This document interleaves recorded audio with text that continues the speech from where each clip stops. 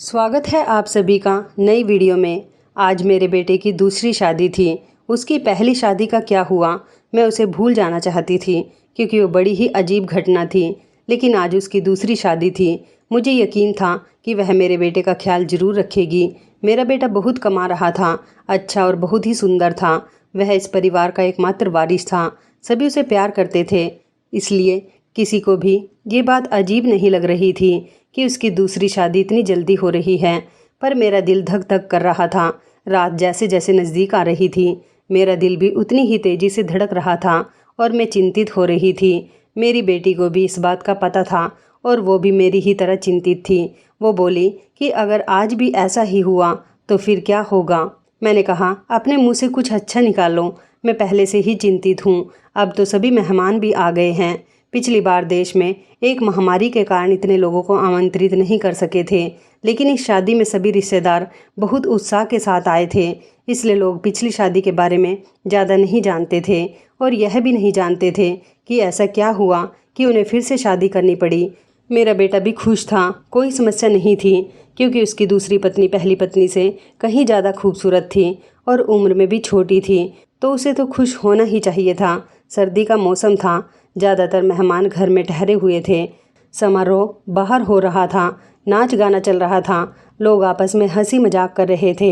मैंने अपनी जेठानी से कहा, दुल्हन दूसरे शहर से आई है, बहुत थक गई होगी, मुझे लगता है उसे दूल्हे के कमरे में नहीं भेजना चाहिए। मेरी जेठानी ने कहा, तुम्हें क्या हो गया है, उनकी अभी अभी शादी हुई है और तुम हो कि उनकी रात तक खराब करना चाहती हो। मानती हूँ शादी ब्याह में थकावट हो ही जाती है, लेकिन नया खून है, कॉफ़ी पिला दो, फ्रेश हो जाएंगे और फिर सुबह रिसेप्शन भी तो है। मैं बोली, वो थक जाएगी बेचारी। मेरी जेठानी ने कहा कि आजकल कोई भी इतना नहीं थकता, लड़कियों को तो अपनी शादी का बहुत शौक होता है, अपने बेटे के कमरे में भेज दो। अब रात के 12 बज गए हैं, सुबह उठकर तैयार भी तो होना है। मुझे नहीं पता कि तुम इतना टाइम क्यों लगा रही हो, सभी रस्में हो चुकी हैं, हर कोई नाच गाकर थक गया है, बेचारी दुल्हन भी कमरे में जाना चाहती है। मेरी जेठानी तो वैसे भी बाल की खाल निकालने में माहिर थी, सबसे बड़ी थी, इसलिए सोचा इनसे सलाह मशवरा कर लूं। लेकिन उन्होंने मुझे ही अपनी बातें बता दी और फिर उसने खुद ही कहा कि अब वो दुल्हन कमरे में जाएगी। दुल्हन को कमरे में ले जाया गया, बाकी सबको कमरे से निकालकर मैं थोड़ी देर दुल्हन के पास ही बैठ गई। मैंने कहा, बेटा तुम अपने परिवार में सबसे बड़ी हो, तुम बहुत ही धैर्यवान लड़की हो, इसलिए मैं तुम्हें पसंद करके आई थी। देखो बेटा, जब शादी होती है तो कुछ चीज़ें ऐसी होती हैं जो हमें पसंद नहीं आती, लेकिन मेरी बच्ची तुम थोड़ा सब्र करना। उसने कहा कि मुझे समझ नहीं आ रहा कि आप क्या कह रही हैं। मैंने कहा कि अगर मेरा बेटा कुछ उल्टी सीधी बात करता है तो उसकी बातों पर ध्यान मत देना, कमरे की बात कमरे में ही रखना, सुबह मुझे बता देना, मैं तुम्हारी प्रॉब्लम को सुलझाने की कोशिश करूँगी। मेरी बात सुनकर वो थोड़ा घबरा गई थी कि मैं किस विषय पर बात कर रही हूँ। वो थोड़ा घबराई हुई सी बोली। फिर उसने कहा, ठीक है, मैं पूरी कोशिश करूँगी, अब इस घर की इज्जत मेरी भी इज्जत है। मैं दुल्हन का हाथ थपथपाकर बाहर आ गई। सब अपने अपने बिस्तर पर सोने चले गए थे। घर में बहुत सन्नाटा था क्योंकि सब बहुत थक चुके थे, इसलिए सब सो चुके थे। जाड़े की रातें वैसे भी शांत होती हैं, लेकिन मैं सो नहीं पा रही थी। बहुत देर बाद आखिर मैं सोने चली गई, लेकिन मेरी आंखों में नींद नहीं आ रही थी और मेरी आंखें बार बार घड़ी की ओर ही देख रही थी। काश सुबह जल्दी हो जाती तो मेरी सारी चिंताएं खत्म हो जाती। लेकिन जैसे ही 2:30 बजे मैंने ये कुछ ज़ोरदार चीख सुनी और उसके बाद ही मुझे पता चल गया कि अब क्या होने वाला है। उसके बाद वो बार बार चीखें शुरू हो गई। यह एक लड़की के चीखने की आवाज़ थी और वो लड़की कौन हो सकती है मैं अच्छी तरह से जानती थी। सभी मेहमान भी धीरे धीरे उठने लगे थे। अचानक मेरे बेटे के कमरे का दरवाज़ा खुला और मेरी बहू पागलों की तरह चीखती हुई बाहर भागी। उसे पता ही नहीं चला कि उसके पास तो दुपट्टा भी नहीं है। अस्त व्यस्त कपड़ों में बाहर भागती हुई आई थी। वो घर से बाहर भाग जाना चाहती थी, तब कुछ औरतों ने उसे पकड़ लिया और कहा, बेटा क्या हो गया, अपने आप को संभालो। सब उसको संभालने लगे, लेकिन वह बेहोश हो गई थी। जब कोई बेहोश होता है तो उस पर पानी के छींटे वगैरह मारे जाते हैं, लेकिन मेरी बहू तो पानी के छींटे मारने पर भी होश में नहीं आ रही थी। उसका पूरा शरीर ठंडा पड़ गया था। उसे फ़ौरन अस्पताल ले जाया गया। मैं उसे अस्पताल ले जाना नहीं चाहती थी क्योंकि फिर से वही तमाशा बन जाता, लेकिन और कोई चारा भी नहीं था। बेचारी बच्ची किसी भी तरह होश में नहीं आ रही थी। उसके माँ बाप को भी बुला लिया। उन्होंने भी एक दूसरे के कानों में बातें करनी शुरू कर दी। पता नहीं हमारी बेटी को क्या हो गया है, पता नहीं उसके साथ क्या सलूक किया है। वो सब लोग मुझे अजीब सी नज़रों से देख रहे थे। सवाल ही सवाल थे हर तरफ ही, और मैं बेचारी परेशान सी हॉस्पिटल में घूम रही थी। मैंने घर आकर अपने बेटे से पूछना चाहा कि अब उसने क्या किया है, तो वह कमरे में ही नहीं था। उसका फ़ोन भी बंद था। कमरे की हालत तो बिल्कुल नॉर्मल थी। कोई भी ऐसी हरकत नहीं लग रही थी कि जैसे कोई चीज़ टूटी हो या उसने अपनी बीवी पर हाथ उठाया हो। लोगों के सवालों से बचने के लिए शायद मेरा बेटा अरविंद कहीं चला गया था। फ़िलहाल तो मुझे बहू की फ़िक्र थी। मैं वापस आ गई। 2-3 घंटे में अस्पताल वालों ने मेरी बहू को छुट्टी दे दी। मेरी बहू हमारे घर नहीं आना चाहती थी। वो बहुत ज़्यादा घबराई हुई थी, लेकिन उसकी माँ ने उसे समझाया कि तुम्हारी ससुराल ही चलते हैं, नहीं तो लोगों को मैं क्या जवाब दूंगी। लोग तरह तरह की बातें बनाएंगे। मैंने भी अपनी बहू को समझाया कि बेटा, सुबह मुंह दिखाई की रस्म पूरी हो जाए फिर अपनी माँ के घर चली जाना, मैं तुम्हें नहीं रोकूंगी। मेरी बात सुनकर मेरी बहू गुस्से में आ गई और बोली, भाड़ में गई आपकी रस्में। मैं आपके घर में एक पल के लिए भी नहीं रहूंगी। मैं अपने घर जाऊंगी, और मुझे अपने घर जाने से ना कोई समाज रोक सकता है, ना कोई कानून। मैं एक पढ़ी लिखी लड़की हूँ और मुझे अपनी ज़िंदगी अपने तरीके से जीने का हक है। मुझे आपके बेटे के साथ एक पल भी नहीं रहना। मेरी बहू ने अपना फैसला सुना दिया था। मैं चुपचाप आंखों में आंसू लिए उसे देखती रही। ये तो पहले भी हो चुका था, जब अरविंद की पहली शादी हुई थी। मेरी पहली बहू के साथ भी वही हुआ था। वो मेरी पसंदीदा लड़की थी। वो मेरी बेटी की दोस्त थी और वो उसे बहुत पसंद करती थी। वो उसे बहुत खुशी के साथ घर लेकर आई थी।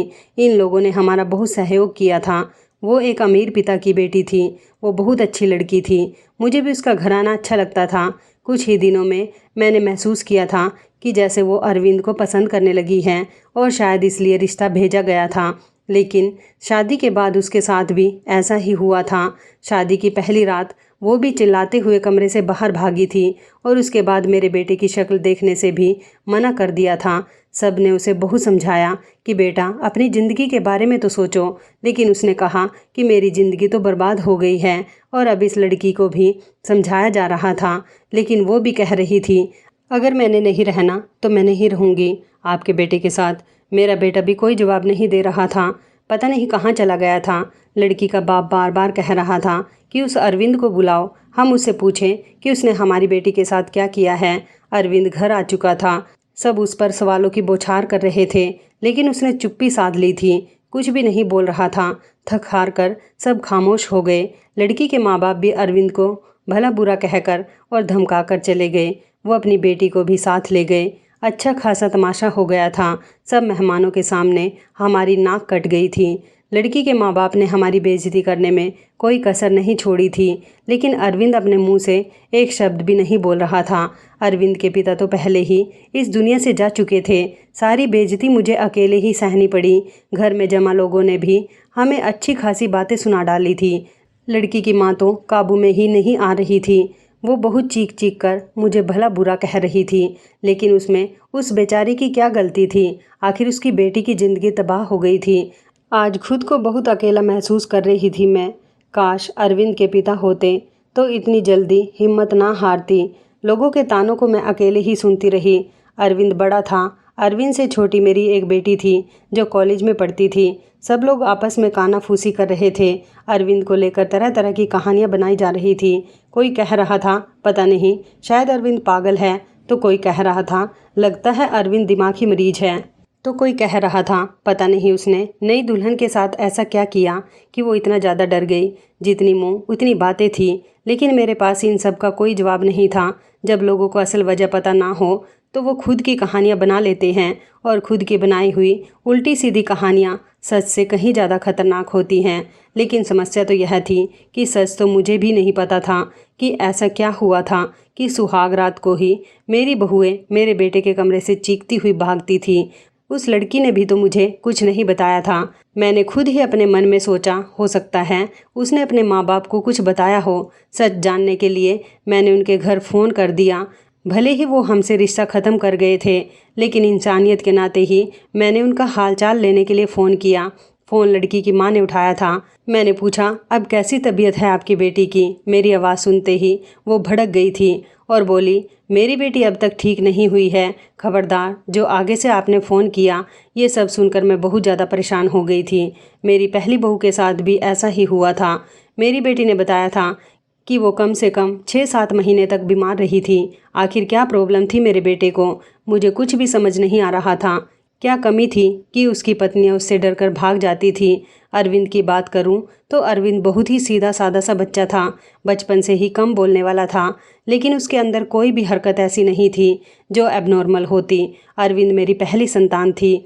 हमने उसे बहुत ही लाड प्यार से पाला था, लेकिन हमारे इतना लाड प्यार देने से भी वो बिगड़ा नहीं था। हाँ, उसे अपनी सुंदरता पर घमंड जरूर था। वो कहता, मेरी खूबसूरती और स्मार्टनेस के आगे सब पानी भरते हैं। उसको पहनने ओढ़ने का बहुत शौक था। अच्छे अच्छे ब्रांडेड चीज़ें पहनता। पढ़ाई में भी अच्छा था। नौकरी भी टाइम से कर ली थी। अपनी बहन के लिए भी एक जिम्मेदार भाई था। अपनी बहन श्रुति को कॉलेज लेकर जाता और वापस से लेकर आता। घर में खर्च के लिए पैसे भी देता। कभी मुझसे ऊंची आवाज़ में बात नहीं करता। उसके दोस्त भी कोई ऐसे नहीं थे जो मैं कहती ये गलत संगत में पड़ गया है। कोई नशा वगैरह भी नहीं करता था। बस उसके कुछ ही गिने चुने ही दोस्त थे। एक सबसे अच्छा दोस्त था जो बाहर विदेश में रहता था। कभी कभी उसे फ़ोन पर बात भी होती थी। मुझसे भी अपने दोस्त की बात करवाता था। कभी कभी मुझसे कहता, मम्मी हम ना श्रुति की शादी इसी से कर देंगे, बहुत ही अच्छा लड़का है। कुल मिलाकर सब कुछ नॉर्मल ही था, लेकिन ये जो बार बार हुआ ये बिल्कुल भी नॉर्मल नहीं था। पता नहीं मेरे बेटे में क्या कमी थी। ऐसा क्या करता था अपनी पत्नियों के साथ कि वो भाग जाती थी। दिन धीरे धीरे आगे सरकते गए। अरविंद थोड़ा नॉर्मल हो चुका था।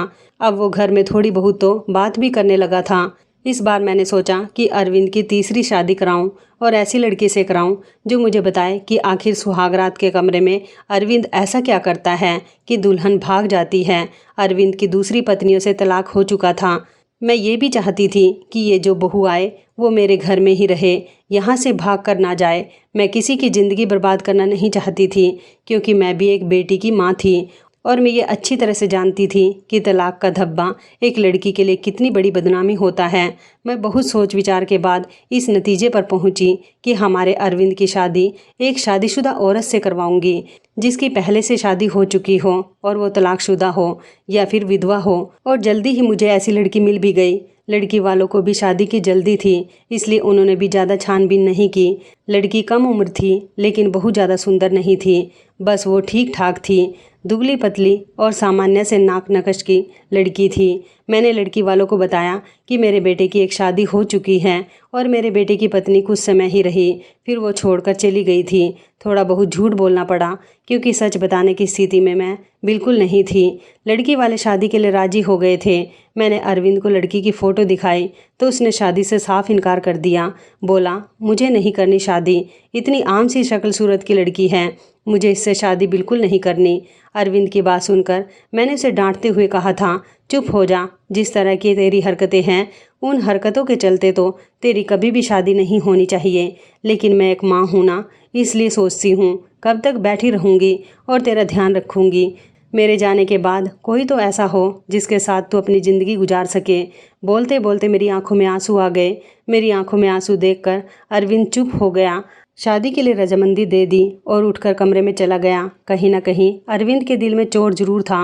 वो मुझसे नज़रें चुरा रहा था, लेकिन इस बार मैंने भी तय कर लिया था कि मैं सच जान कर रहूँगी। मैंने पहले ही सोच लिया था कि इस बार मैं लड़की को अपने भरोसे पर लेकर आऊँगी, लेकिन उसे ये नहीं बताऊँगी कि पहले उसकी पत्नियाँ डरकर भाग गई थी। उसे प्यार से समझा दूँगी, उसे भरोसा दिलवाऊँगी कि अगर कुछ ऐसी बात है तो मुझे बताए, मैं उसकी समस्या का समाधान करूँगी। पर इस बार शादी का प्लान बहुत ही सादगी से करने का था और फिर मैंने बहुत ही सादगी से अरविंद की शादी कर दी। लड़की का नाम रश्मि था, बहुत ही प्यारी बच्ची थी। मेरी बेटी ने मना भी किया था कि मम्मी रहने दे, भाई को भाई के हाल पर छोड़ दें, लेकिन मैंने उसे समझाया था कि बेटा हो सकता है तेरे भाई के साथ ही कुछ मसला हो जिसे सुलझाना हमारा फ़र्ज है। खैर शादी निपट गई। इस बार मैंने ज़्यादा मेहमानों को नहीं बुलाया था। घर में कुछ ही मेहमान थे जो कि मेरे रिश्तेदार नहीं बल्कि मेरे कुछ जानने वाले थे। मेरी कुछ सहेलियाँ वगैरह थी और उनके परिवार वाले थे। रश्मि को मैं अरविंद के कमरे में ले गई। उसे बेड पर बैठाते हुए मैंने रश्मि का हाथ अपने हाथों में लिया और उसे हल्के से दबाते हुए बोली, रश्मि बेटा, तुमसे बहुत ही ज़रूरी बात करनी है, बहुत ही ध्यान से मेरी बात सुनो। रश्मि आश्चर्य से मुझे देखने लगी कि भला ऐसी कौन सी ज़रूरी बात है जो अभी करनी है। मैंने रश्मि को समझाते हुए कहा, बेटा अरविंद इस शादी के लिए राजी नहीं था। बहुत ही मुश्किल से मैंने उसे शादी के लिए तैयार किया है। हो सकता है मेरा बेटा कुछ अजीबोगरीब हरकतें करे, हो सकता है तुम्हें डराने की कोशिश करे जिससे कि तुम उसे छोड़कर भाग जाओ, लेकिन बेटा तुम्हें डरना नहीं है। जो भी हो तुम्हें सब कुछ मुझे बता देना है। बस तुम्हें उसके डराने धमकाने में या उसकी बातों में आने की ज़रूरत नहीं है। रश्मि ने मेरी बातों को सुनकर हाँ में सिर हिला दिया था। मैं थोड़ी संतुष्ट हुई थी और रश्मि को आराम करने का बोलकर बाहर आ गई। मैं अपने कमरे में नहीं गई, मैं बाहर सोफे पर ही लेट गई। श्रुति मेरी बेटी को मैंने उसके कमरे में भेज दिया कि तुम जाओ, सो जाओ, बहुत रात हो चुकी है। श्रुति कमरे में जा चुकी थी, लेकिन जाते जाते उसने कहा था कि मम्मी जी, आप जो भी कर रहे हैं गलत कर रहे हैं। आप हर समस्या का हल सिर्फ शादी ही समझती हैं। आपको किसी की बेटी की ज़िंदगी को यूं बर्बाद नहीं करना चाहिए। श्रुति जा चुकी थी और मैं सोफे पर लेटी दिल ही दिल में अपने भगवान को याद कर रही थी और दुआ मांग रही थी कि हे भगवान, यह रात अच्छे से बीत जाए। बहुत ही खामोशी थी। ऐसा लग रहा था जैसे तूफान से आने की पहले की खामोशी हो। घड़ी की टिक टिक भी मेरे सिर पर हथौड़े की तरह लग रही थी। अपने भगवान को मनाने में लगी हुई थी कि तभी वही हुआ जिसका मुझे डर था। रश्मि चीखते हुए बाहर आई थी और पागलों की तरह घर के बाहर भाग जाना चाहती थी। मैंने जैसे तैसे करके उसे बाहर गेट के अंदर लिया था। मैंने उसे जैसे तैसे समझाकर थोड़ा शांत किया था। वो कुछ बोलने की स्थिति में नहीं थी। जब थोड़ा शांत हुई तो बदहवासी में बोली कि आपको अपने बेटे की पहले मेडिकल जांच करानी चाहिए थी। अगर आप ऐसा करा लेती तो आपको और मुझे ये दिन देखना नहीं पड़ता। रश्मि तो बहुत ही समझदार थी। उसके पास तो कोई दूसरा ऑप्शन भी नहीं था।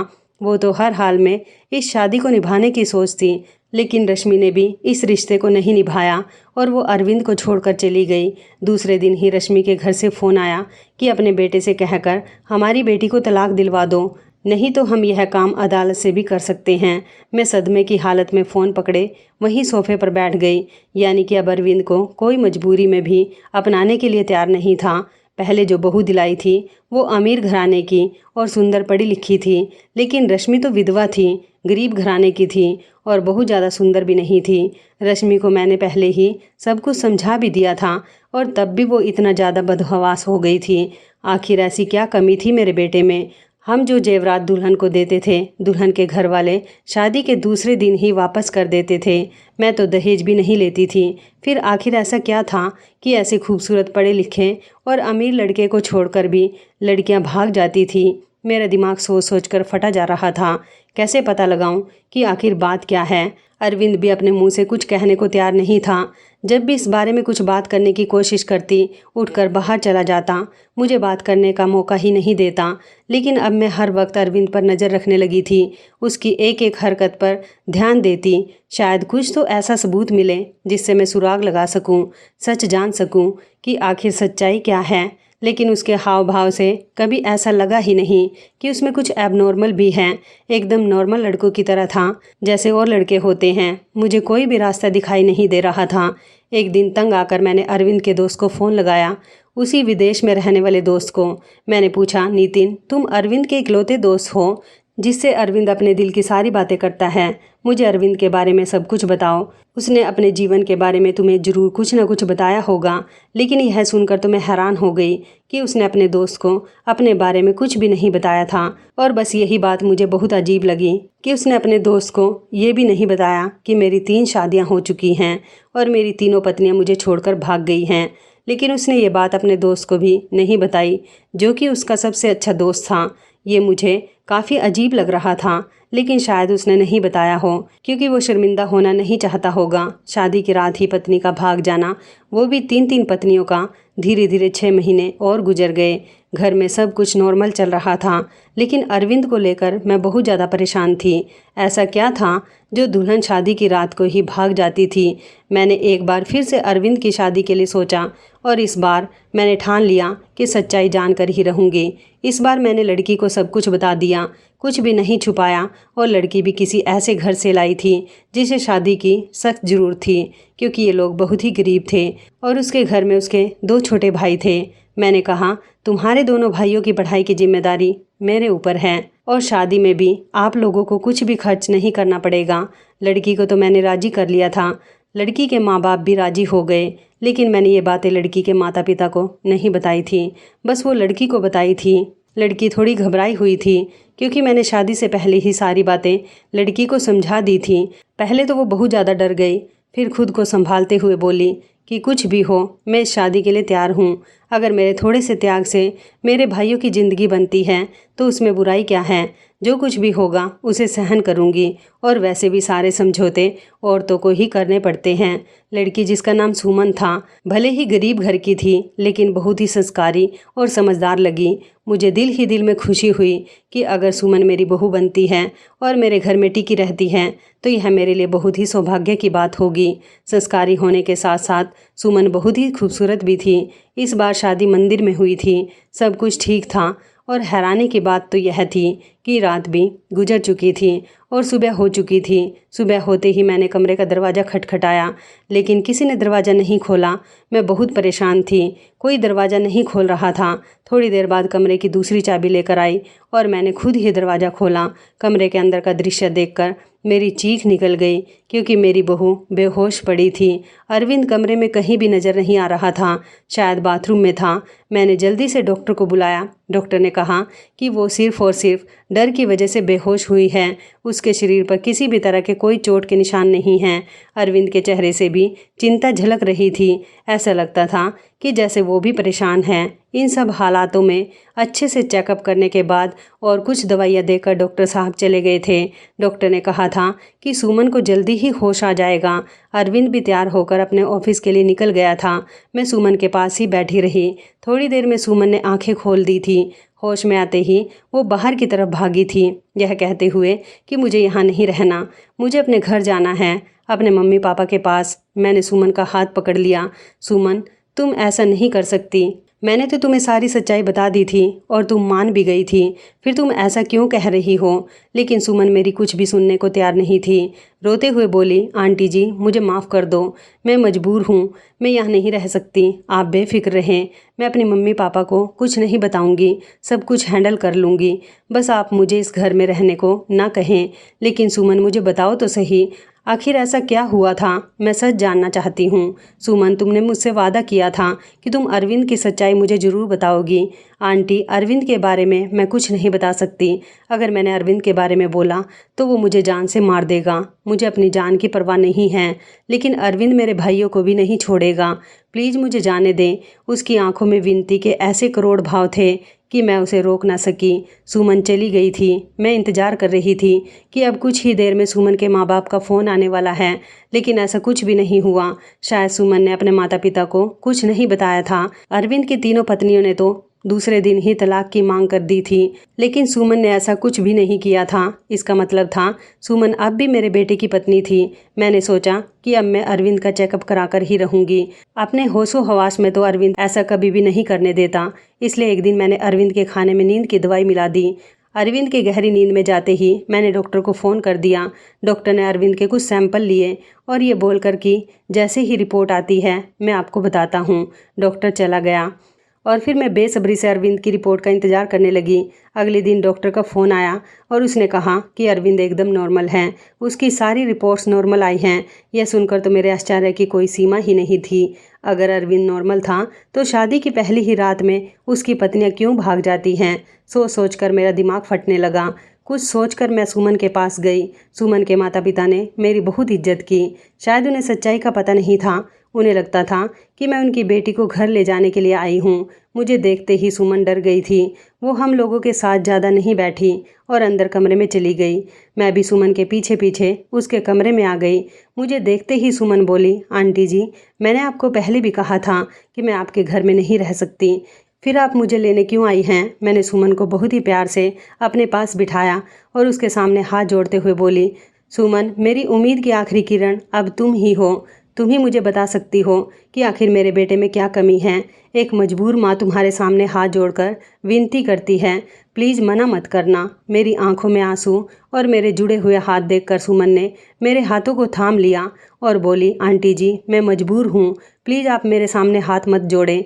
जब सुमन किसी तरह से सच्चाई बताने के लिए राजी नहीं हुई तो फिर मैंने सुमन से कहा, ठीक है तुम अपने मुंह से कुछ मत बताओ, मैं खुद अपनी आंखों से देख लूँगी, लेकिन तुम मेरी मदद तो कर सकती हो ना। तुम आज रात के लिए मेरे बेटे के कमरे में फिर से रुक जाओ, मैं सारी सच्चाई अपनी आंखों से देख लूँगी। पहले तो सुमन डरती रही, लेकिन मेरे बहुत समझाने पर कि मैं तुम्हारे साथ रहूँगी, तुम्हें कुछ नहीं होगा, वो मान गई थी। मैं सुमन को अपने घर ले आई। सुमन के माता पिता ने बहुत ही खुशी से अपनी बेटी को विदा किया था। एक बार फिर से सुमन को दुल्हन बनाकर मैंने अरविंद के कमरे में बैठा दिया। अरविंद को मैंने पहले ही फ़ोन कर दिया था कि सुमन घर आ गई है, तुम भी ऑफिस से जल्दी आ जाना, आज मैं घर पर नहीं मिलूँगी, तुम्हारी मौसी की तबीयत खराब है, वहाँ जा रही हूँ और रात भर वहीं रहूँगी। मेरी बात सुनकर अरविंद ने सिर्फ हूँ में जवाब दिया था और फ़ोन काट दिया था। मैं अरविंद के कमरे में ही छुपकर बैठ गई। आज सब कुछ मैं अपनी आंखों से देख लेना चाहती थी। कुछ ही देर में दरवाज़ा खुला था और अंदर कमरे में अरविंद दाखिल हुआ। उसने एक नज़र सजी संवरी बैठी सुमन पर डाली थी और बिना कुछ कहे बाथरूम में घुस गया था। सुमन डरी सहमी सी बैठी थी कि जैसे अभी उठकर भाग जाएगी। मैं भी सांस रोकने वाली सिचुएशन के लिए खुद को तैयार कर रही थी कि तभी अचानक बाथरूम से किसी औरत के चीखने की आवाज़ें आने लगी। आवाज़ें सुनते ही सुमन बेड से नीचे उतरकर खड़ी हो गई थी। डर से वो थर थर काँप रही थी। मैं भी हक्का बक्का सी खड़ी थी। अंदर तो अरविंद गया था, फिर ये औरत की आवाज़ें क्यों? तभी अरविंद बाहर निकला और अरविंद को देखते ही मैं बेहोश होते होते बची। उसने अपना हुलिया एकदम से बदल लिया था। उसने औरतों जैसे कपड़े पहन रखे थे, बहुत ही बेहुदा सा, या यूं कहिए कि बहुत ही डरावना सा मेकअप कर रखा था। आंखों में जैसे खून उतरा हुआ था। आवाज़ भी लड़की की तरह ही निकाल रहा था। तुमसे मना किया था कि मेरी ज़िंदगी में दोबारा मत आना, तुमने मेरी बात नहीं मानी, अब तुम अपनी मौत की खुद जिम्मेदार होगी। बहुत ही भयानक हंसी हंसता हुआ अरविंद सुमन की तरफ बढ़ा था। सुमन चीखें मारती हुई मेरे पास आ गई थी। मैं भी बाहर आ गई थी और अरविंद को रोकने की कोशिश कर रही थी। अरविंद क्या हो गया है तुम्हें? तुम होश में तो हो? अरविंद ने मुझे ज़ोर से धक्का दिया था। कौन अरविंद? परमीला नाम है मेरा। मौका देखकर सुमन कमरे से भाग गई थी। इससे पहले अरविंद फिर से मेरे पास आता, मैं भी कमरे से बाहर निकली और कमरे को बाहर से बंद कर दिया। अरविंद की भयानक हंसी मुझे बाहर तक सुनाई दे रही थी।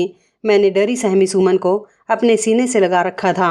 हालांकि मैं खुद भी बहुत ज़्यादा सकते में थी और डरी हुई थी। आंटी जी मुझे नहीं मरना है, अरविंद मुझे जिंदा नहीं छोड़ेगा। उसने मुझसे कहा था अगर मैंने किसी को कुछ बताया तो वो मुझे मार डालेगा, साथ में मेरे भाइयों को भी। मुझे और मेरे भाइयों को बचा लो आंटी जी, कुछ नहीं होगा। सुमन शांत हो जाओ, मैं सब कुछ संभाल लूँगी। मेरा दिमाग थोड़ा थोड़ा काम करना शुरू किया तो सबसे पहला ख्याल मेरे दिमाग में यही आया कि शायद अरविंद पर किसी भूत का साया है। सुमन को मैंने अपने रूम में ही सुला दिया था। सुबह उठते ही सबसे पहले मैंने अपने फैमिली डॉक्टर को फ़ोन किया था। 8 बजे डॉक्टर हमारे घर पर थे। मैंने उन्हें सारे हालात से अवगत कराया। साथ ही मैंने डॉक्टर से ये भी कहा कि मुझे लगता है अरविंद पर किसी भूत का साया है। मेरी बात सुनकर डॉक्टर ने कहा था, मुझे नहीं लगता ये किसी भूत का साया है, मुझे तो अरविंद एक दिमागी मरीज लगता है, उस पर पागलपन के दौरे पड़ते हैं। ऐसे मरीज किसी मूवी या किसी कहानी में डूब जाते हैं और उसी के करैक्टर में खुद को उतार लेते हैं। लेकिन आप टेंशन ना लें, इस मर्ज का इलाज है, अपनों के प्यार से और कुछ दवाइयों के जरिए मरीज़ ठीक हो जाता है। थोड़ा टाइम लगता है लेकिन मरीज़ पूरी तरह से ठीक हो जाता है। नई दुल्हन को देखकर अरविंद पर पागलपन के दौरे पड़ते हैं और ये दौरे अरविंद को क्यों पड़ते हैं, इसका सुराग उसके कमरे से ही मिलेंगे। इस बार सुराग हाथ लग जाएगा तो उसका इलाज हम अच्छे से कर सकेंगे। डॉक्टर मुझे तसल्ली देकर चले गए थे। सुमन जा चुकी थी, रात से थोड़ा सामान्य लग रही थी। मैंने उसे नाश्ता कराया। नाश्ता करते हुए सुमन बोली कि मुझे लगता है अब मुझे अपने घर चले जाना चाहिए। सुमन के सर पर प्यार से हाथ फेरते हुए मैं बोली, सुमन बेटा, सबसे पहले तो तुम मुझे आंटी कहना बंद करो, तुम मुझे मम्मी जी कहो। और दूसरी बात, अब यही तुम्हारा घर है। इतना सब कुछ अपनी आंखों से देखने के बाद भी आप ये कैसे कह सकती हैं? सुमन ने हैरानी से पूछा। मैंने सुमन से कहा, अभी डॉक्टर से मेरी बात हुई है, अरविंद बिल्कुल ठीक हो जाएगा, बस उसे थोड़े से प्यार और थोड़ी सी देखभाल की ज़रूरत है। जो हम दोनों मिलकर उसे देंगे। मेरा यकीन करो, अरविंद बहुत ही अच्छा लड़का है, तुम्हें बहुत ही प्यार से रखेगा। मेरे बहुत देर तक समझाने पर और अपने माँ बाप के हालात को देखते हुए सुमन राजी हो गई थी। मैंने बहुत ही प्यार से सुमन से कहा था, सुमन बेटा अब तो एक बार मुझे मम्मी जी कहो। और सुमन ने मुस्कुराते हुए मुझे मम्मी जी कहा था, जिसे सुनकर मेरे दिल में ठंडक उतर गई थी। मुझे उम्मीद की किरण नजर आई थी कि मेरा बेटा ठीक हो जाएगा, उसका भी घर बस जाएगा।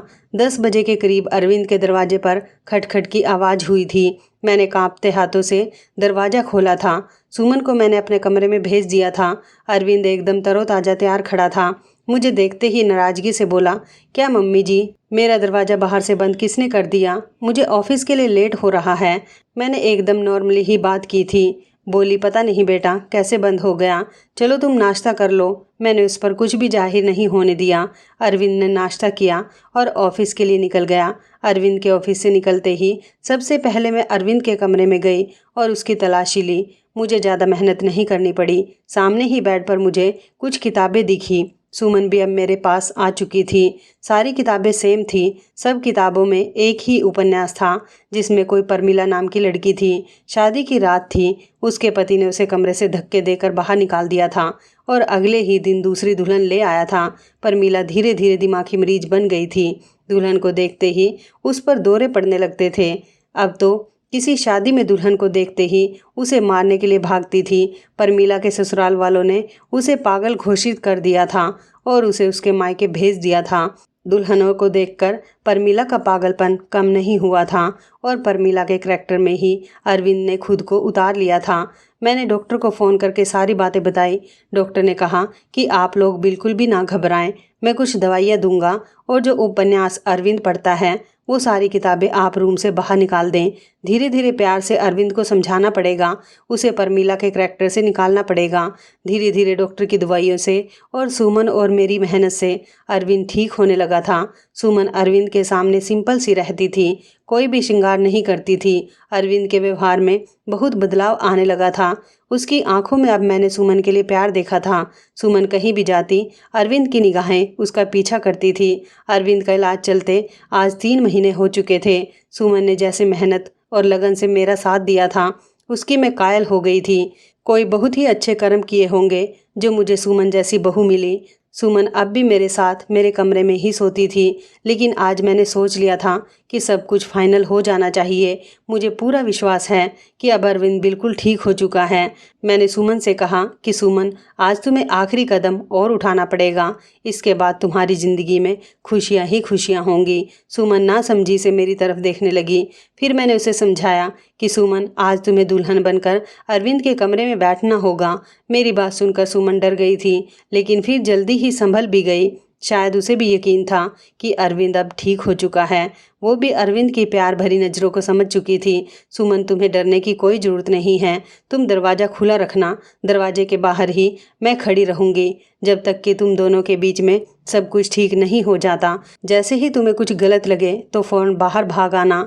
रात को अरविंद के आने से पहले ही मैंने सुमन को दुल्हन की तरह सजाया। अरविंद के बेड को भी बहुत ही खूबसूरती से सजाया था मैंने। अरविंद के आने का टाइम हो गया था। मैंने सुमन को सजे सजाए बेड पर बिठा दिया और बाहर आ गई। थोड़ी देर में अरविंद भी आ चुका था। खाना खाते हुए अरविंद की निगाहें इधर उधर कुछ ढूंढ रही थी। मैं समझ गई थी कि अरविंद किसे ढूंढ रहा है, लेकिन मैं अनजान बनी रही। कुछ देर में अरविंद खुद ही बोला, मम्मी, सुमन कहीं दिखाई नहीं दे रही, क्या कहीं गई हुई है? मेरे बोलने से पहले ही श्रुति बोल पड़ी, भैया भाभी तो आपके ही। इससे पहले कि श्रुति अपनी बात पूरी करती, मैंने उसे चुप करा दिया। मैंने मुस्कुराते हुए कहा, अरविंद, तुम पहले खाना ख़त्म करो, उसके बाद अपने कमरे में जाओ तो तुम्हें अपने सवाल का जवाब मिल जाएगा। खाना खाने के बाद अरविंद अपने कमरे में चला गया। मेरा दिल जोरों से धड़क रहा था। अब पता नहीं क्या होने वाला है। हे भगवान, सब कुछ ठीक हो। मैं भी अरविंद के पीछे पीछे चली और बाहर गेट पर ही रुक गई। मैं अंदर कान लगाकर सुनने की कोशिश कर रही थी कि अंदर सब कुछ ठीक तो है। खड़े खड़े मुझे काफ़ी देर हो गई थी, लेकिन अभी तक अंदर शांति थी। और फिर कुछ ही देर में मुझे सुमन और अरविंद की गुपचुप सुनाई देने लगी, लेकिन प्यार में डूबी हुई सरगोशियाँ। मैं मुस्कुरा दी। मेरे अंदर तक सुकून उतर गया। मैंने मन ही मन भगवान को धन्यवाद दिया और अपने कमरे में आ गई और सुकून से लेट गई। सुबह मेरी आंख देर से खुली। जल्दी जल्दी उठकर किचन की तरफ भागी तो सुमन को किचन में पहले से मौजूद पाया। मुझे देखकर सुमन के चेहरे पर मुस्कुराहट आ गई। सुमन की झुकी हुई नज़रें और शर्मीली मुस्कुराहट से ही मैं पहचान गई कि सब कुछ ठीक है। मैंने प्यार से सुमन के माथे को चूमते हुए कहा, सुमन बेटा, तुम इतनी सुबह किचन में क्या कर रही हो? सुमन थोड़ा शर्माते हुए बोले, मम्मी जी, वो अरविंद को कॉफ़ी चाहिए थी, वही बना रही थी। सुमन को कॉफ़ी बनाता छोड़कर मैं बाहर हॉल में आ गई और सोफे पर बैठकर मैंने आंखें बंद कर ली। आज मेरे अरविंद के और सुमन के जीवन में खुशियाँ ही खुशियाँ थी। भगवान मेरे परिवार को किसी की नज़र ना लगे। तो इस कहानी के बारे में आपकी क्या राय है? कमेंट करके ज़रूर बताइएगा। दोस्तों, आपको हमारी ये कहानी कैसी लगी? आप हमें कमेंट बॉक्स में ज़रूर बताएं। यदि आपके पास भी ऐसी कोई प्यारी सी कहानी है या फिर ऐसी कोई कहानी जिससे कुछ शिक्षा मिले तो आप हमारे साथ उसको ज़रूर शेयर करें। दोस्तों, यदि आपको हमारी ये वीडियो अच्छी लगे तो आप हमारी इस वीडियो को लाइक शेयर ज़रूर करें और ऐसी ही दिल को छू लेने वाली प्रेरणादायक कहानियाँ सुनने के लिए हमारे चैनल को भी सब्सक्राइब करें। यदि आप हमें फेसबुक पर देख रहे हैं तो आप हमारे फेसबुक पेज को लाइक और फॉलो ज़रूर करें। तो दोस्तों, फिर मिलते हैं ऐसी ही ज़बरदस्त कहानी या टिप्स के साथ नई वीडियो में। तब तक के लिए धन्यवाद। आप सभी अपना ख्याल रखना। आपका दिन शुभ व मंगलमय हो।